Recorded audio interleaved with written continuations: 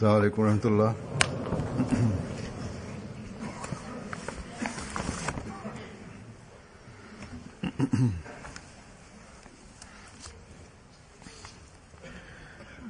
أشهد أن لا إله إلا الله وحده لا شريك له وأشهد أن محمدا عبده ورسوله. أما بعد فأعوذ بالله من الشيطان الرجيم. بسم الله الرحمن الرحيم. الحمد لله رب العالمين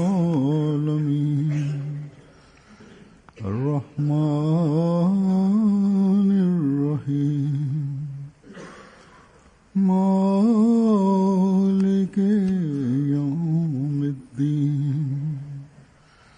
إياك نعبد وإياك نستعين. اهدنا الصراط المستقيم صراط الذين أنعمت عليهم غير المغضوب عليهم ولا الضالين.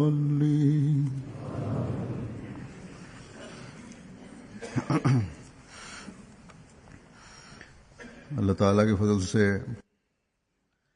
آج کا دیان میں Khalifa mtukufu Yadhullah Ta'ala Ibn Asal Aziz anasema kwamba kwa fadhila za Mwenyezi Mungu leo katika Qadian mkutano wa mwaka umeanza.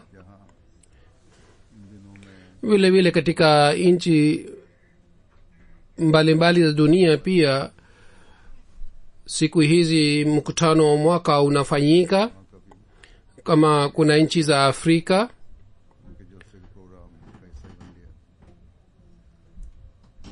hutuba yangu hii ya leo imekuwa sehemu ya mkutano wao wa mwaka. Kulikuwa wakati ambamo mkutano wa mwaka tu ulikuwa ukifanyika, kisha baadaye nchi ilipogawanyika mkutano wa mwaka ulianza katika nchi ya Pakistan. Lakini wapinzani wa jumuiya na serikali za Pakistan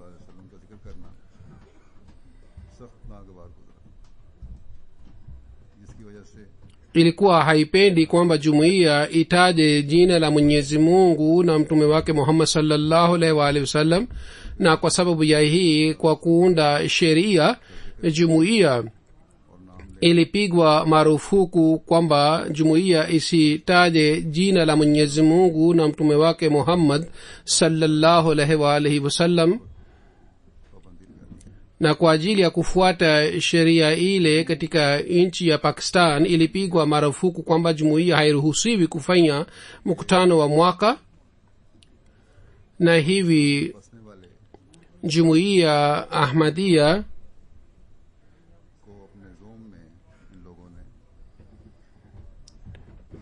wafuasi wa jumuiya Ahmadiyya Malaki na Malaki wanaoishi katika Pakistan, hawa wapinzani sawa na maoni yao waliona kwamba Wahmadiyya wamenyimwa katika kutaja jina la Mwenyezi Mungu na kumtukuza yeye. Lakini hawa watu hawajui kwamba marufuku haya na vizuizi hivi vinaweza kuzuia miili, lakini haiwezi kuzuia mioyo za watu. Licha ya kuwa na usumbufu na licha ya kuwa na hasara ya mali na licha ya kuwa na hii kwamba wanajumuiya wametoa nafsi zao, hawawezi kunyang'anya mapenzi ya Mwenyezi Mungu katika mioyo yetu. na licha ya kutusumbua na licha ya kutupatia hasara, hawa wapinzani na maadui hawawezi kunyimwa mapenzi ya mtume wetu Muhammad sallallahu alaihi wasallam katika mioyo yetu. Wapinzani wetu kwa kidhahiri wanaonekana kwamba ni ndugu zetu wanaotamka shahada kama sisi tunatamka shahada, na wao wanadai kwamba wanapenda shahada, na madai haya ni ya ajabu, kwamba badala ya kufurahi kwamba miongoni wa waislamu kuna kundi moja ambalo katika mapenzi ya shahada linajitolea kila kitu, tena si hii tu bali limethibitisha kwa vitendo vyao kwamba mapenzi ya shahada yameingia katika mioyo ya kila mtu, hata katika mioyo ya watu pia. Lakini kwa kuwa na hali hii yote, wapinzani wetu wanafanya juhudi ili tusiweze kutamka shahada.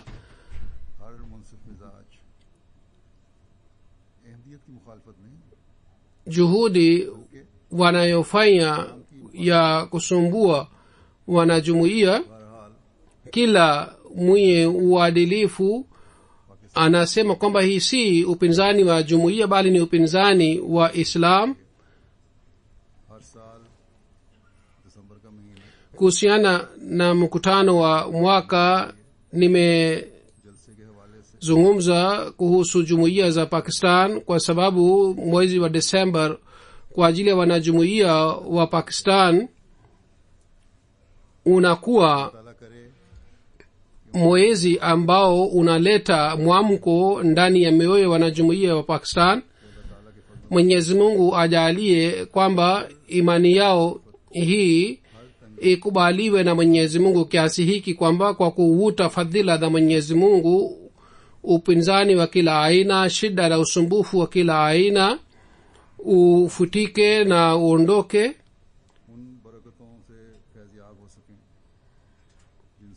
na wanajumuiya wa Pakistan pia waweze kupata baraka ambazo jumuiya mbalimbali za dunia zinapata kwa kupitia mikutano mbalimbali. Kama nilivyosema kwamba mwanzoni mkutano huu wa mwaka ulikuwa ukifanyika Qadian, kisha baadaye polepole ilianza kufanyika kule Rabwa, lakini kule Rabwa ilipigwa marufuku na wapinzani walidhani na walifikiria kwamba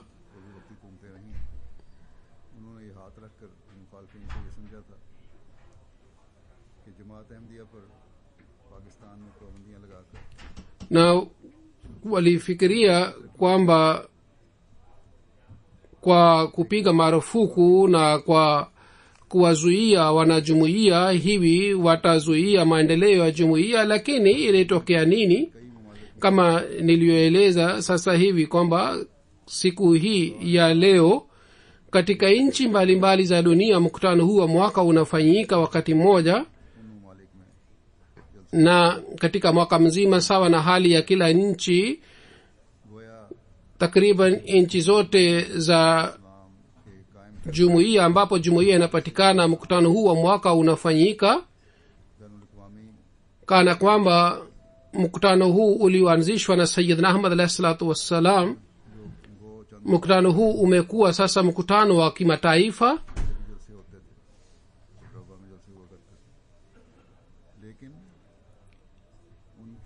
Mkutano ulikuwa ukifanyika katika nchi mbalimbali wakati mkutano ulipokuwa ukifanyika huko Rabwa, lakini sasa mkutano huu umepanuka sana kuliko siku zile, na vile vile nchi zingine pia zimeingia na zimeanza kusherekea na kufanya mkutano huu.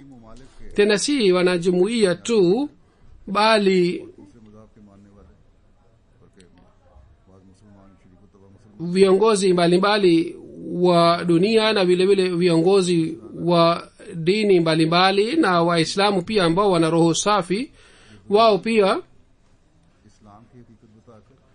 wanasema kwamba mkutano huu wa mwaka wa jumuiya ni sherehe na ni mkutano ambao kwa kupitia mkutano huu inapatikana bahati ya kueleza mafundisho sahihi ya dini tukufu ya islam, na haya ndiyo ni matokeo ya mkutano huu yanayopatikana kwa kupitia mkutano wa mwaka. Na dunia kwa kupitia mkutano huu inajua kuhusu mafundisho sahihi ya dini tukufu ya islam, na dunia inajua mafundisho haya kwa kupitia jumuiya Ahmadiyya, na hii ni kudra ya Mwenyezi Mungu. Kwayo Sayyidna Ahmad alayhi salatu wassalam mwenyewe alisema waziwazi kwamba msione kwamba mkutano huu wa mwaka ni mkutano wa kawaida, bali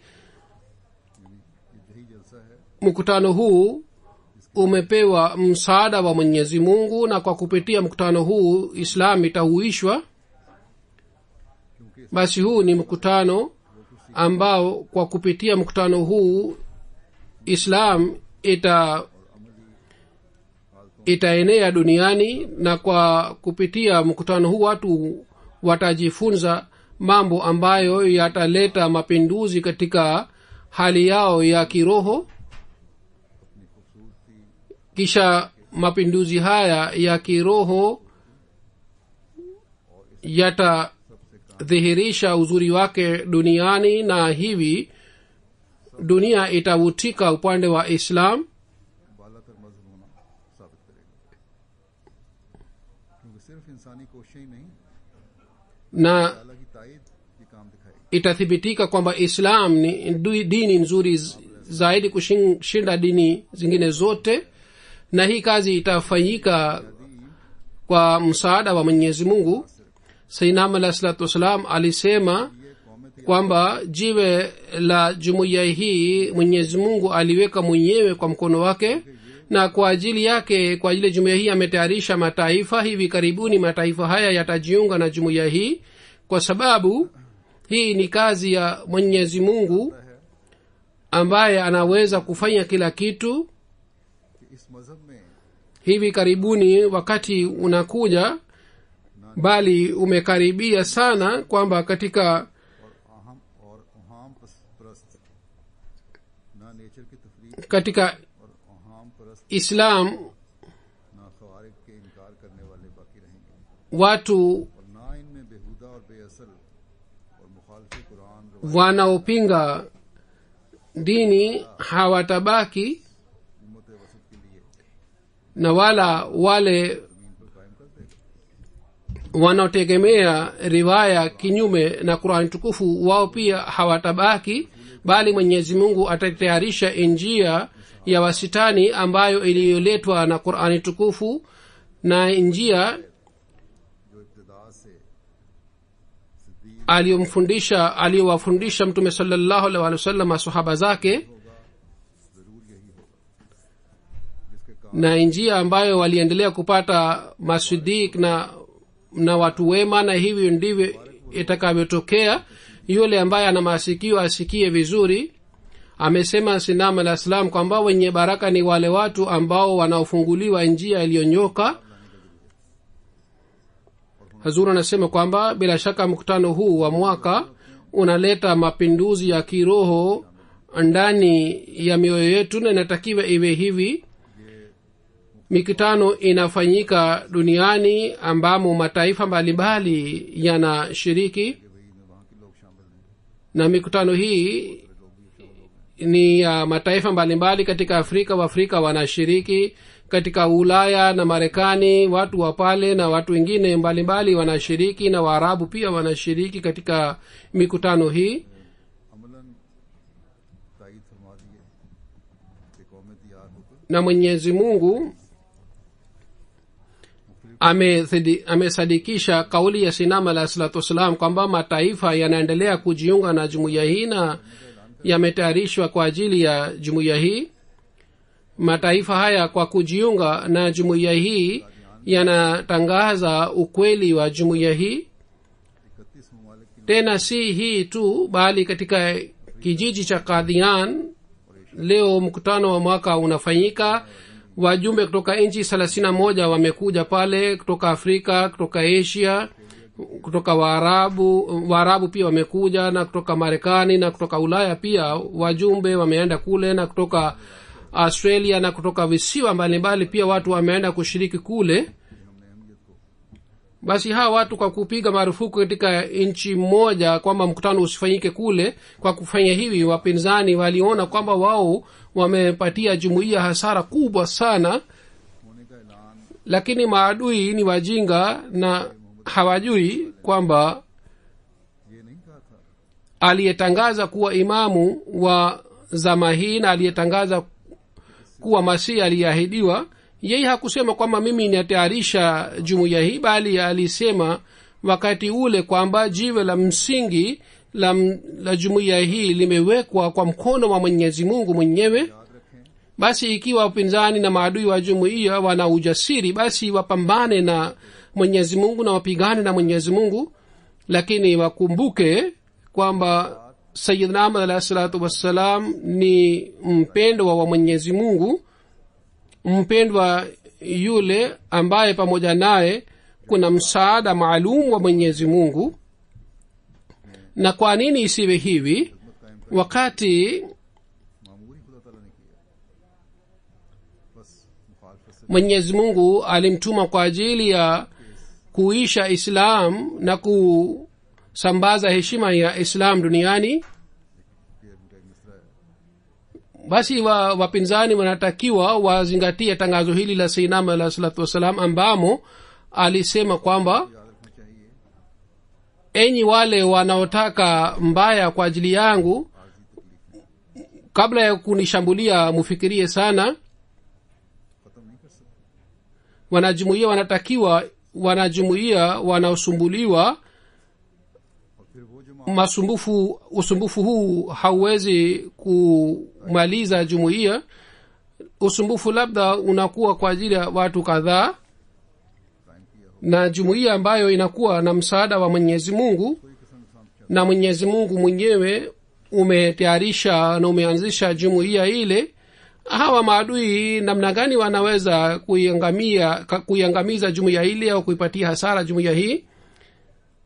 Iwe serikali moja, tena si serikali moja bali serikali nzima ya dunia haiwezi kuangamiza jumuiya au kuifuta jumuiya duniani inshallah, kwa sababu hii ndiyo ni jumuiya ambayo itasambaza mafundisho sahihi ya dini tukufu ya Islam duniani, na itasambaza katika hali yake asili iliyoletwa na iliyoonyeshwa na mtume wetu Muhammad sallallahu alaihi wa alihi wasallam. Kuhusu madai yake, Sayyidina Ahmad alayhi salatu wassalam amesema hivi kwamba kazi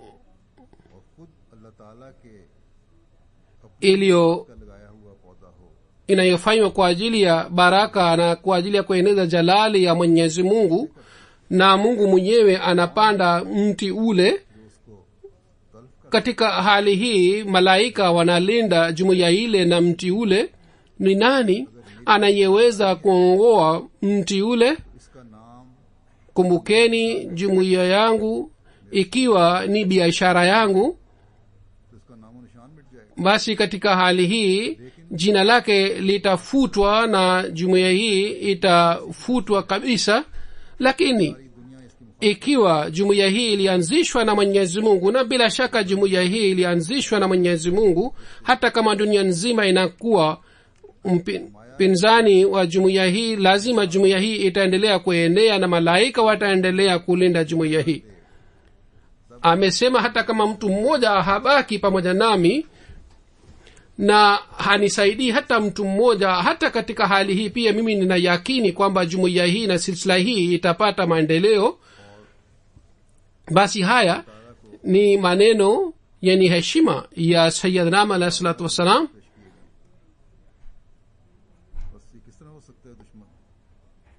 Na maneno haya yalisemwa kwa kumshuhudia Mwenyezi Mungu namna gani maadui wanaweza kuiangamiza jumuiya hii kwa kutumia juhudi yao, lakini sisi pia tunatakiwa tukumbuke kwamba sisi pia tumepewa majukumu kadhaa. Sisi tunasherekea mikutano, tumejiunga na jumuiya hii. Tunatakiwa tukumbuke ना kwamba silsila hii, jumuiya hii si jumuiya ya kawaida iliyoanzishwa na sayyidna alayhi salatu wassalam, एक अहमदी का wala mikutano hii inayofanyika si mikutano ya kawaida iliyoanzishwa na sayyidna alayhi salatu wassalam, wala kuitwa mwanajumuiya si jambo la kawaida, bali ni jukumu kubwa sana la kila mwanajumuiya. sayyidna alayhi salatu wassalam alisema, ये वादा है ikiwa wapo wengine ambao ni dhaifu wakiacha jumuiya, hata katika hali hii Mwenyezi Mungu hata niacha. Hii ni ahadi yake. ये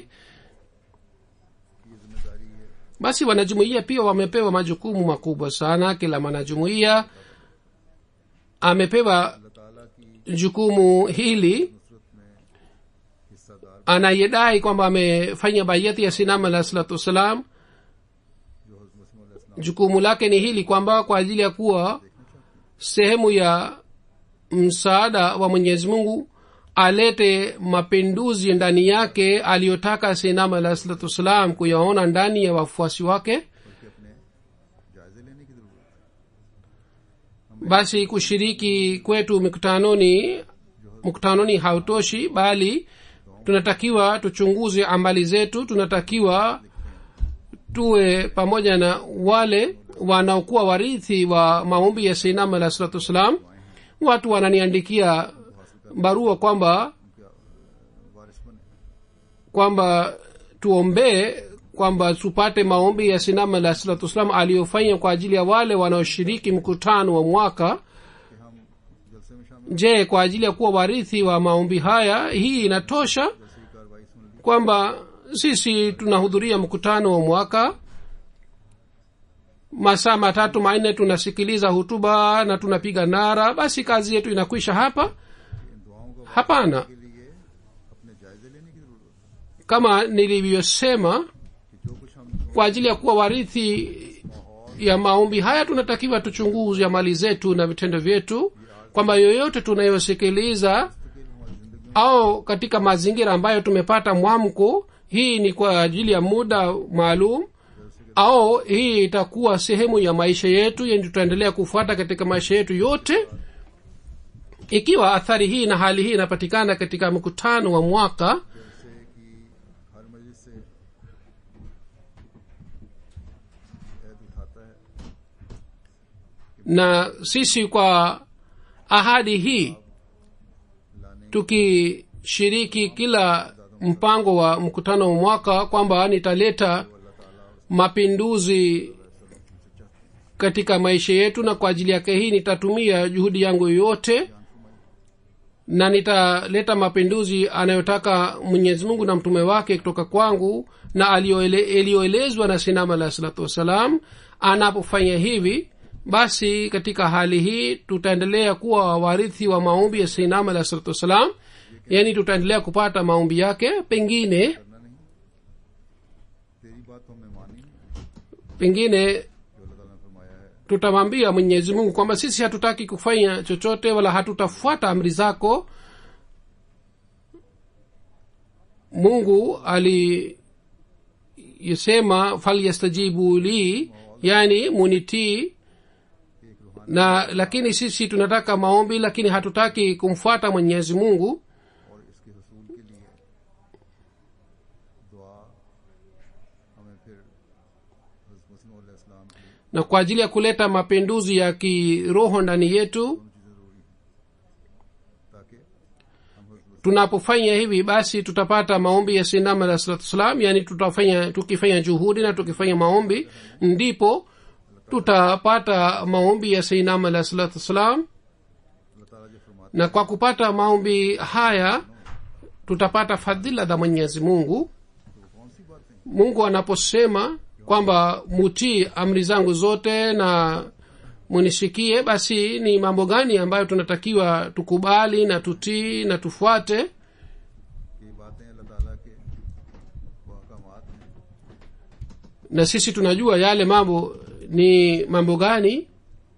Ni yale mambo ni amri za Mwenyezi Mungu zilizoelezwa katika ndani ya Qur'ani tukufu toka mwanzo mpaka mwisho. Kisha Mwenyezi Mungu kwa kutufanyia ihsani kwa kutuma imamu wa zama hizi, alitufundisha jinsi gani tunaweza kufuata amri hizi za Qur'ani tukufu. Baada ya hayo yote sisi hatuna udhuru wowote hata kidogo. Sayyidina alayhi salatu wassalam kuhusiana na mkutano wa mwaka alitukumbusha kwamba tutimize haki za Mwenyezi Mungu. Vile vile alisema kwamba tunalazimika kutimiza haki za wanadamu pia. Sayyidina alayhi salatu wassalam aliwasihi washiriki wote wa mkutano kwamba wao wazingatie ucha Mungu na utakaso. Pamoja na hii alikumbusha kuhusu hii, na alikuwa akitegemea kutoka kwa wageni kwamba watakuwa wapole na katika udugu watakuwa mfano kwa ajili ya wengine wote, na watakuwa wanyenyekevu sana, na watakuwa na tabia ya kujitolea kwa ajili ya wengine, na watakuwa na mfano mzuri wa kusema kweli. Hawatasengenya wala hawatakuwa na hulka mbaya. Basi kuhusiana na hii kila mmoja anatakiwa achunguze hali yake. Je, hulka hizi njema zinapatikana ndani yake au la? Au sisi ni mfano wa hulka hizi au la? Je, kwa ajili ya kujitolea kwa ajili ya wengine ni mfano kwa ajili ya wengine au la? Je, sisi tuna unyenyekevu ule uliotakiwa ndani yetu na unyenyekevu uliotajwa katika Qur'an tukufu? Je, sisi tunao unyenyekevu ule? Na je, sisi tunao unyenyekevu ule ulioonyeshwa na masahaba wa Mtume Muhammad sallallahu alaihi wasallam? Ikiwa hali hii haipatikani, basi katika hali hii sisi hatuwezi kupata maombi ya Sayyidina alayhi salatu wassalam, na wala hatutaweza kupata fadhila za Mwenyezi Mungu kwa sababu juhudi yetu ni ndogo sana. Lakini sisi tuna mategemeo makubwa sana.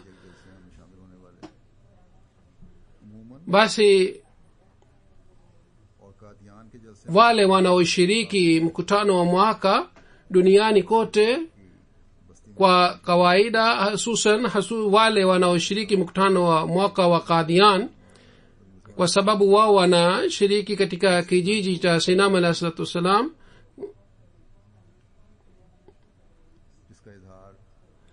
wao wanatakiwa wazingatie nasaha hii ya Sayyidina alayhi salatu wassalam aliyotoa kwa ajili ya washiriki wote wa mkutano wa mwaka. Ikiwa kwa hakika tunataka kupata maombi ya Sayyidina alayhi salatu wassalam, tunalazimika kuzingatia jambo hili. Sayyidina alayhi salatu wassalam sehemu chungu mzima alituhutubia na alituambia na tutaka nini. Sisi tunaona katika ujamaa wa dunia na uhusiano wa dunia kwamba watoto wengine kwa sababu ya kuwa na uhusiano mzuri zaidi, watoto wanapata sehemu kubwa, na kwa sababu ya kutoa huduma na kwa sababu ya kuwa watiifu wa wazazi wanapata ujira mkubwa kuliko wengine. Vile vile katika uhusiano huu wa Sayyidina alayhi salatu wassalam, ikiwa tunataka kula matunda yake, basi kwa ajili yake hii tunatakiwa tuboreshe uhusiano wetu. Wale wote wanaoshiriki mkutano wa mwaka wao watapata hazina ya maombi Sayyidina alayhi salatu wassalam. Basi watakuwa wenye bahati nzuri miongoni mwetu watakaopata baraka kutoka katika hazina hii. Sasa nataka kusoma baadhi maandiko ya Sayyidina alayhi salatu wassalam. Ndani yake ameonyesha tegemeo lake kuhusu wanajumuiya. Anasema sehemu moja kwamba jumuiya yetu ikiwa inataka kuwa jumuiya basi katika hali hii inatakiwa iwe na mauti बहुत सी na isiwe na tamaa za dunia na itangulize mwenyezi mungu juu ya kila kitu. जो आपने फरमाया kwa sababu ya kuonyesha vitendo na kwa sababu ya kuwa na mambo ya ufedhuli mtu anaangamia. kisha amesema sinam al islam kwamba nyinyi unatakiwa mjiepushane na tamaa za nafsi.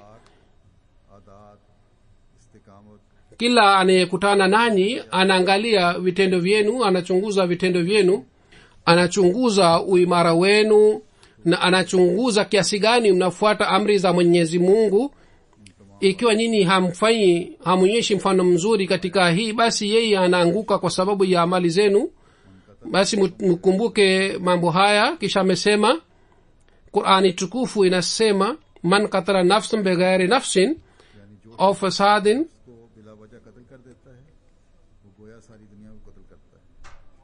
yani सही मैं कहता हूँ anayemuua mtu bila kuwa na haki kana kwamba ameua dunia nzima. हमदर्दी नहीं vile vile mimi nasema kwamba ikiwa mtu माया जिंदगी hahurumii ndugu yake, yeye hakuhurumia dunia nzima. amesema फरमाते हैं msipende dunia kiasi hiki kwamba mupoteze imani yenu. kisha anasema jumuiya hii और हमदर्दी ना mwenyezi mungu anataka kufanya mfano. ikiwa jumuiya hii pia ni sawa na hali hii kwamba udugu haupatikani, basi katika hali hii mambo yote yataharibika. kisha anasema nasema kweli kweli kwamba msichanganye dini na dunia pamoja. ndiyo dunia inaweza kuwa kuhudumia dini, ताल्लुक lakini dunia haiwezi kuwa mshirika wa dini. वो टुकड़े मांगता फिरे। अल्लाह ताला तो उसकी औलाद पर na yule ambaye anakuwa na uhusiano mzuri na mwenyezi mungu, yeye hawezi kuwaomba watu. mungu hata anarehemu kizazi chake. kisha anasema katika वही शरीक hazur asema hey, msikilizeni kwa makini kwamba वाकिफ दीन को दुनिया पर मुकद्दम करते हैं। wanajumuiya जब कोई शख्स इस ni wale tu ambao sawa na ahadi ya bayet wanatanguliza dini juu ya dunia. एहतराम में बड़े दर्द से फरमाया mtu kwa kufanya hivi anapokuwa karibu na mwenyezi mungu, yeye anapewa nguvu kutoka kwa mwenyezi mungu. kisha amesema sayyidina alayhi salatu wassalam jumuiya yetu inatakiwa iwe ya aina hii kwamba isitegemee maneno tu, bali iweze kutimiza ahadi ya bayet, na inatakiwa mabadiliko ya ndani yaletwe kwa kujua masala mbalimbali. hatuwezi kumfurahisha mwenyezi mungu na kumridhisha. ikiwa hali hii haipatikani, basi hakuna tofauti baina yenu na baina ya wengine. kisha amesema kwa ajili ya kubadilisha nafsi zenu mufanye juhudi katika swala, mufanye maombi na mutoe katika njia ya mwenyezi mungu, na vile vile mutumie hila zingine, walazina jahadu fina, muingie pamoja na hawa watu. hazuru anasema hizi ni nasaha kadhaa nilizochagua alizotoa sayyidina alayhi salatu wasalam kwa ajili ya kuboresha hali ya imani ya jumuiya, na vile vile ametoa nasaha chungu mzima kwa ajili ya hii. kwa kuzingatia nasaha hizi, tunatakiwa tulete tofauti baina yetu na baina ya wengine. bila hii इस्लाम ने वाज़ेह फरमाया hatuwezi kutimiza lengo la bayati yetu. sinam al islam amesema wazi kwamba kwa kupata maendeleo ya elimu au kwa kujua mambo mbalimbali ya dini इतना काफी नहीं।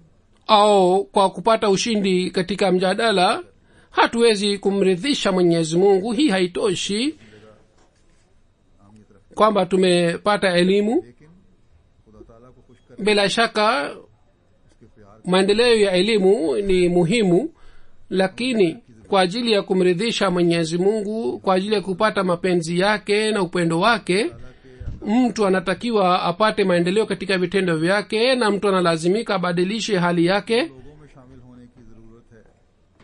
na analazimika kufuata amri za mwenyezi mungu juu ya maisha yake.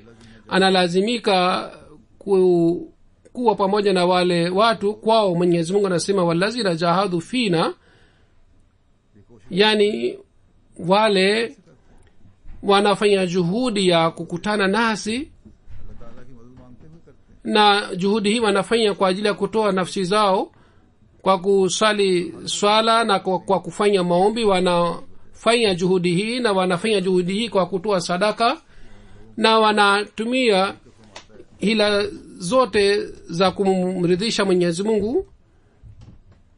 Kwa kuona hali ya watu hawa mwenyezi mungu anasema lanahdhiyannahum subulana, wanafanya juhudi ya aina hii, bila shaka sisi tutawaongoza hawa watu katika njia zetu.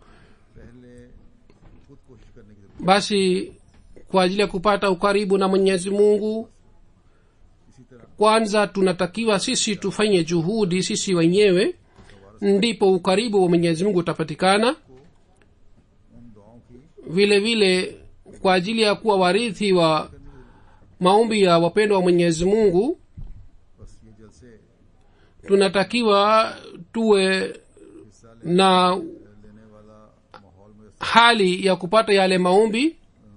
Basi mkutano huu wa mwaka unatupatia nafasi nzuri ya kupata maombi ya wapendwa wa mwenyezi mungu. Katika mkutano huu tunatakiwa kwa kuchunguza amali zetu tutimize haki za mwenyezi mungu na haki za watumishi wake, na kwa ajili yake hii tunatakiwa tufanye juhudi ya sana ili tuweze kupata njia za kumpata mwenyezi mungu. Mwenyezi mungu atuwezeshe tuweze kufanya hivi. Jambo la pili ni kwa ajili ya wale wanaoshiriki mkutano wa mwaka wa Qadian. Kwa ajili yao nataka kusema मौसम के लिहाज से kwamba Sayyidina Ahmad alayhi salatu wassalam, kwa ajili ya wale wanaoshiriki mkutano wa mwaka sawa na msimu, hali ya msimu, alisema wanatakiwa walete godoro na blanketi.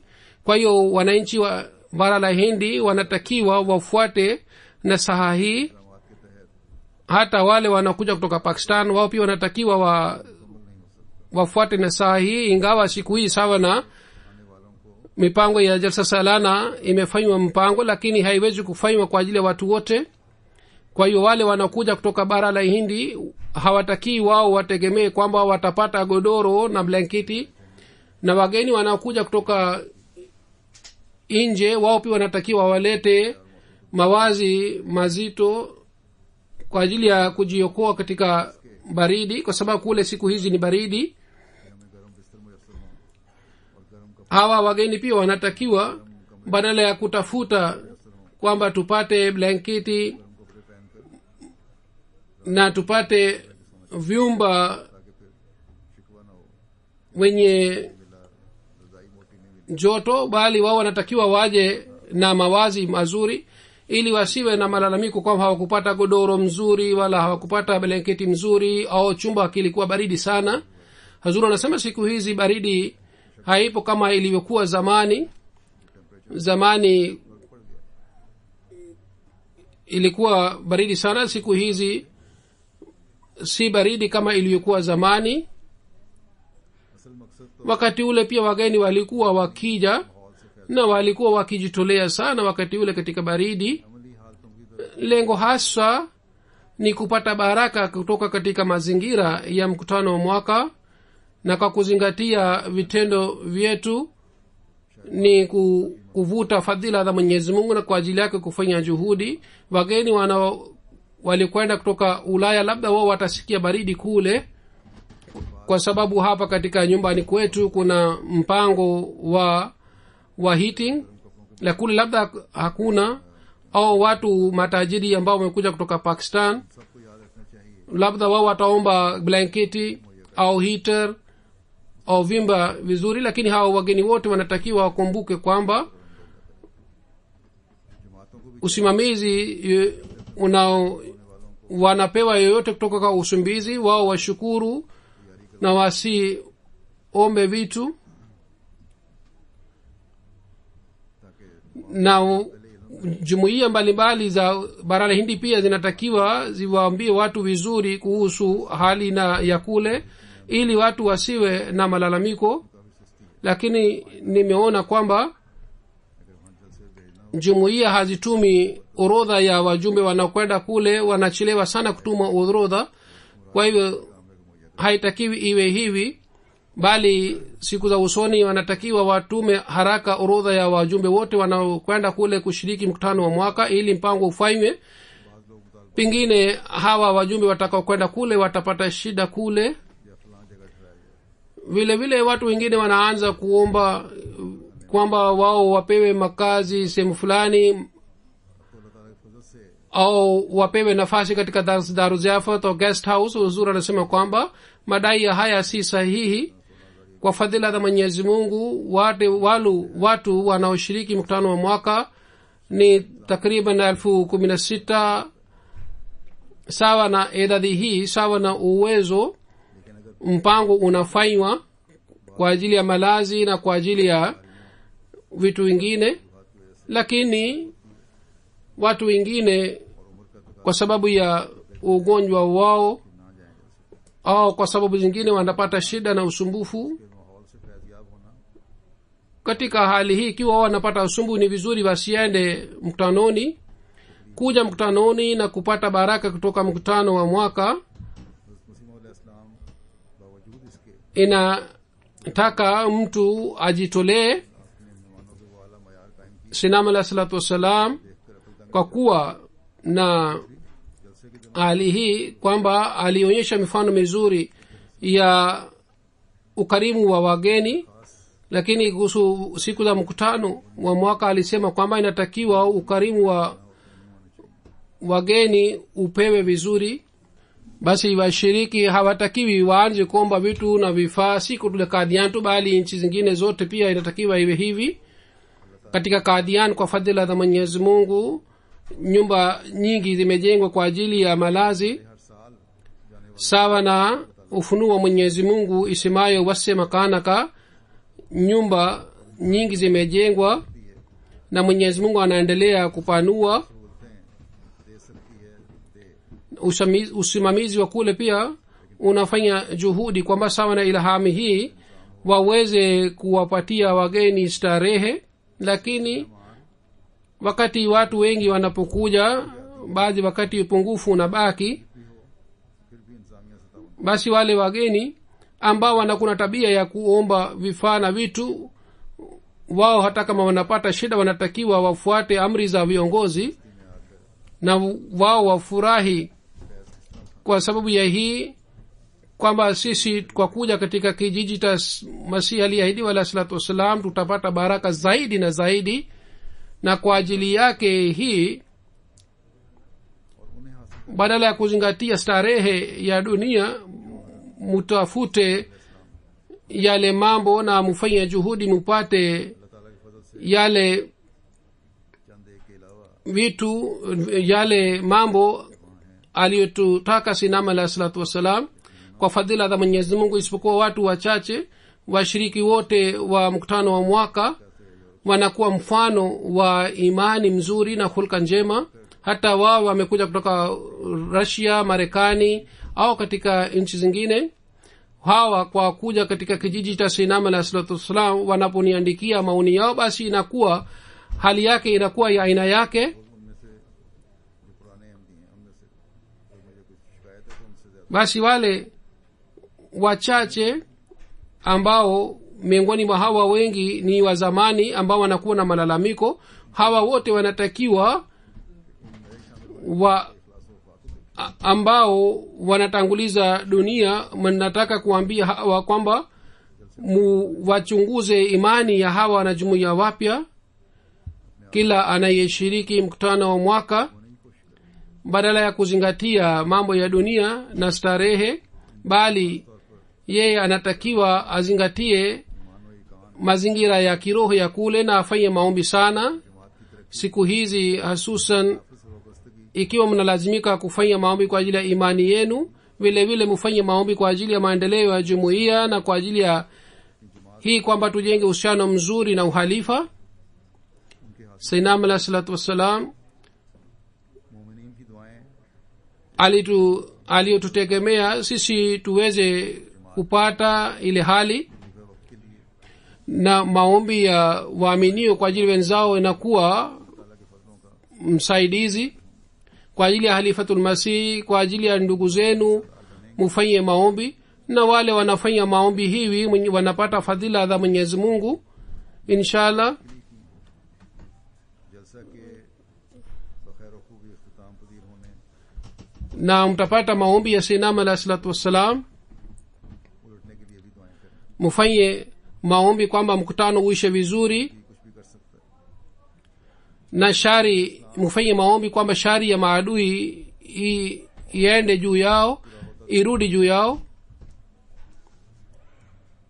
अपने रात दिन सुबह शाम Na mufanye maombi ili kazi ya Sayyidina alayhi salatu wassalam itimie haraka, हासिल करने वाले बन सकेंगे.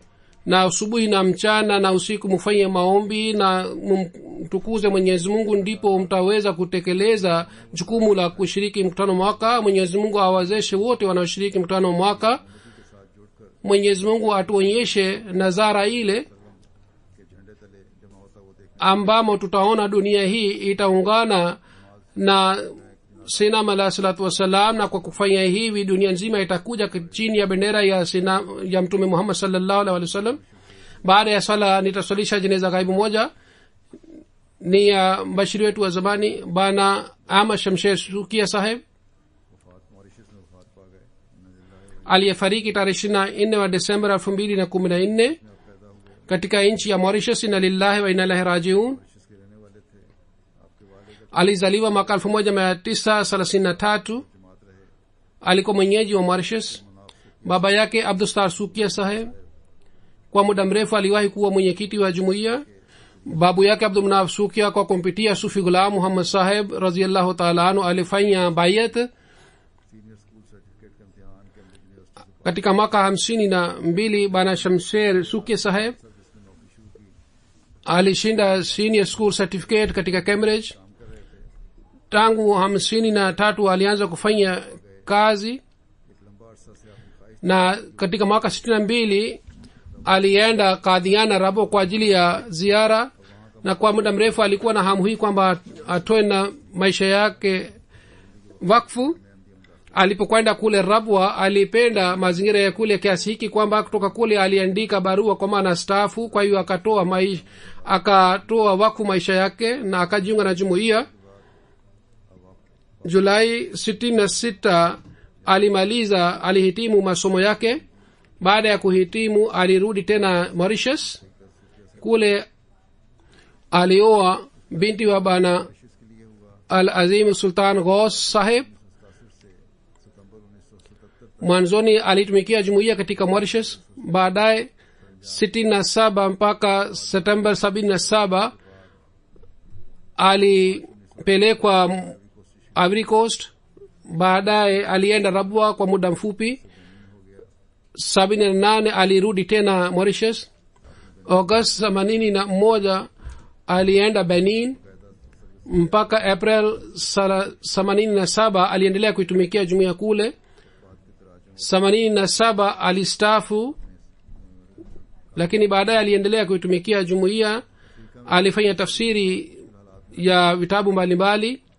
बेनिन में आपने अपने वालिदैन की तरफ से मस्जिद तमीर करवाई. Katika Afrika alitumikia jumuiya kwa subra sana. Mauritius और Katika Benin alijenga misikiti kwa jina la wazazi wao. Comoros और Reunion Island Katika kisiwa cha Roderick na Madagascar na Comoros na Reunion Island pia alitoa huduma zake. Alipokuwa katika Mauritius alifanya tafsiri ya literature na alitoa huduma zake katika kutayarisha vitabu. Alifanya tafsiri ya बात का French तर्जमे kitabu cha Sinama la Islam kitwacho Safina ya Nuh. Quran Karim का क्रेवल Alikuwa akifanya tafsiri ya hutuba za halifa wa nne, na kwa kutayarisha kanda alikuwa akituma katika nchi mbalimbali. सीरत नबी सल्लल्लाहु अलैहि वसल्लम पर एक मुख्तसर किताब लिखी है आपने. aliangalia tafsiri ya Qur'an tukufu katika Kifaransa. Aliandika kitabu kimoja kuhusu sera ya Mtume Muhammad sallallahu alaihi wasallam. Alikuwa mtu mwenye nyenyekevu sana. सलाना के दिनों में ड्यूटियां bali hazur anasema kutoka mwanzo mimi nakumbuka kwamba alipokuwa akisoma kule Jamia Ahmadiyya katika siku za mkutano mwaka tulikuwa tukitoa huduma pamoja. Alikuwa mtu mwenyenyekevu sana, alikuwa akikutana na watu kwa bashasha na alikuwa mwenye hulka njema sana. Miezi kadhaa kabla ya kifo chake alitoa 4,500 euro kwa ajili ya kujenga misikiti kule Ivory Coast.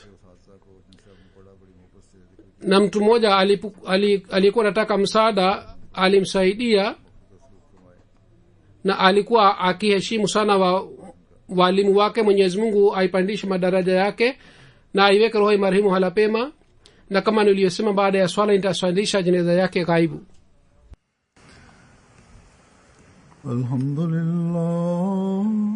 Alhamdulillah nahmaduhu wa nasta'inuhu wa nastaghfiruhu wa nu'minu bihi wa natawakkalu alayhi wa na'udhu billahi min shururi anfusina wa min sayyiati a'malina. من يهده الله فلا مضل له ومن يضلل فلا هادي له ونشهد أن لا إله إلا الله ونشهد أن محمدا عبده ورسوله. عباد الله رحمكم الله، إن الله يأمر بالعدل والإحسان وإيتاء ذي القربى وينهى عن الفحشاء والمنكر والبغي يعظكم لعلكم تذكرون. اذكروا الله يذكركم وادعوه يستجب لكم ولذكر الله أكبر.